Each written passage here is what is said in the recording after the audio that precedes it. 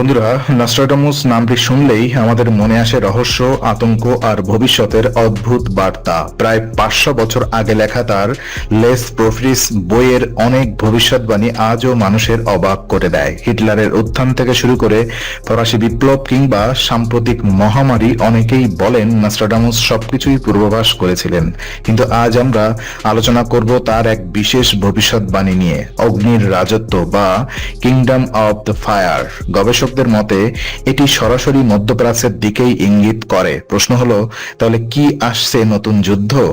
মধ্যপ্রাচ্য সবসময় বৈশ্বিক রাজনীতির কেন্দ্রবিন্দু। এখানেই মানব সভ্যতার জন্ম, ধর্মীয় ইতিহাসের সূচনা, আর আজকের দিনে এখানেই বিশ্বের সবচেয়ে গুরুত্বপূর্ণ জ্বালানি তেলের ভান্ডার। ইতিহাসে বারবার দেখা গেছে, যখনই বিশ্বে বড় যুদ্ধ বা অস্থিরতা শুরু হয়েছে, মধ্যপ্রাচ্য তার কেন্দ্র ছিল। প্রথম বিশ্বযুদ্ধ থেকে শুরু করে দ্বিতীয় বিশ্বযুদ্ধ, গালফ ওয়ার, ইরান ইরাক সংঘাত, সিরিয়া গৃহযুদ্ধ, সব ক্ষেত্রেই এই অঞ্চল বিশ্ব রাজনীতির গতি নির্ধারণ করেছে। নস্ট্রাডামুস যখন অগ্নির রাজত্ব বলেছিলেন, অনেকেই মনে করেন তিনি আসলে এই তেল সমৃদ্ধ মরুভূমি ও তার ধ্বংসাত্মক রাজনীতির কথাই বলেছেন। নস্ট্রাডামুস লিখেছেন, আগুন থেকে জন্ম নেওয়া সম্পদই যুদ্ধের কারণ হবে। এখন ভাবুন এই কথা কতটা প্রযোজ্য। তেল হলো কালো সোনা, যা আগুন জ্বালায়, গাড়ি চালায়, বিদ্যুৎ তৈরি করে। কিন্তু এই তেল নিয়েই শুরু হয়েছে অগণিত যুদ্ধ। ইরাক যুদ্ধ হয়েছিল তেল দখলের কারণে, সিরিয়া ও ইয়েমেনের যুদ্ধ তেলের রাজনীতি বড় ফ্যাক্টর। ইরান ও সৌদি আরবের প্রতিদ্বন্দ্বীরাও মূলত এই জ্বালানির নিয়ন্ত্রণ ঘিরেই যুদ্ধ বাঁধিয়েছিল। সুতরাং নস্ট্রাডামুস এর অগ্নির রাজত্ব আসলে মধ্যপ্রাচ্যের এই তেল ভিত্তিক অগ্নিসম সম্পদেরই প্রতীক।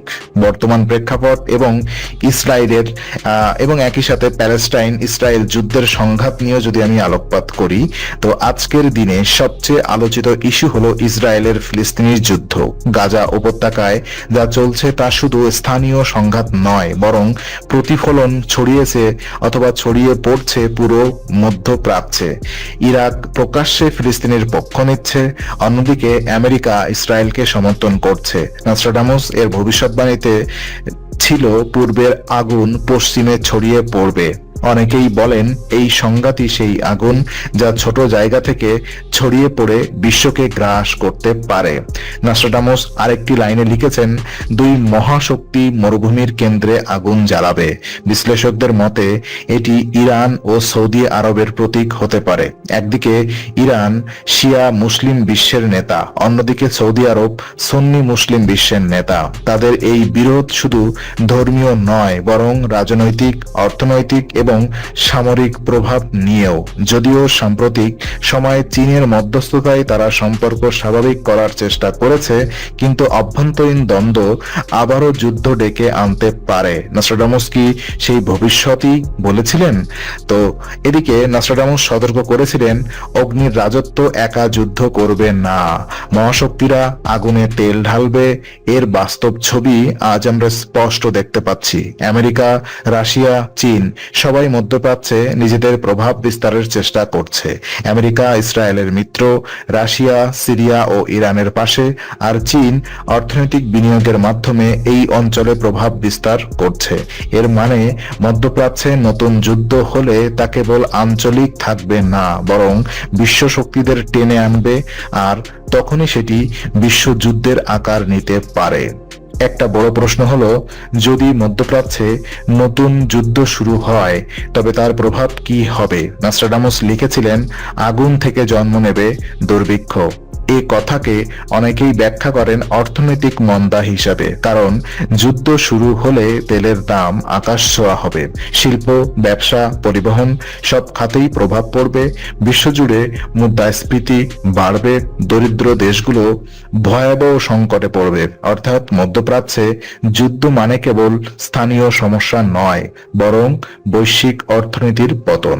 তবে নস্ট্রাডামুস সবসময় ভয় দেখাননি। তিনি বলেছেন, আগুনের মধ্যে মধ্যে দিয়েই শান্তির জন্ম হবে। গবেষকরা মনে করেন এর মানে হলো যুদ্ধ ধ্বংসের পর একসময় নতুন রাজনৈতিক ভারসাম্য তৈরি হবে। হয়তো মধ্যপ্রাচ্যে নতুন মৈত্রী গড়ে উঠবে, নতুন নেতৃত্ব আসবে, কিংবা বড় শক্তিগুলো একসাথে বসে শান্তির পথ খুঁজবে। অর্থাৎ যতই ভয়ঙ্কর হোক না কেন, এই আগুনের মধ্য দিয়েই হয়তো শান্তি আসতে পারে। তাহলে প্রশ্ন রইল, নস্ট্রাডামাসের অগ্নির রাজত্ব কি সত্যি মধ্যপ্রাচ্যের নতুন যুদ্ধের ভবিষ্যৎবাণী, নাকি এটি কেবল প্রতীকী সতর্কবার্তা? উত্তর এখনো অজানা। তবে আজকের পরিস্থিতি বিশ্লেষণ করলে নস্ট্রাডামাস এর লেখা অনেকটাই বাস্তব মনে হয়। ইসরায়েলের ফিলিস্তিনি সংঘাত, ইরান ইরাক প্রতিদ্বন্দ্বিতা, সুপার পাওয়ারদের হস্তক্ষেপ, সব মিলিয়ে মধ্যপ্রাচ্য আজও এক অগ্নিগর্ভ ভূমি। যুদ্ধ কি অনিবার্য, নাকি শান্তির জন্য, অথবা শান্তির আলো এবার সত্যি জ্বলে উঠবে, সেটি সময় বলে দেবে। কিন্তু নস্ট্রাডামাস আমাদের মনে করিয়ে দিয়েছেন, আগুন কখনো নিছক আগুন নয়, সেটি ধ্বংসের পাশাপাশি নতুন সূচনার প্রতীক।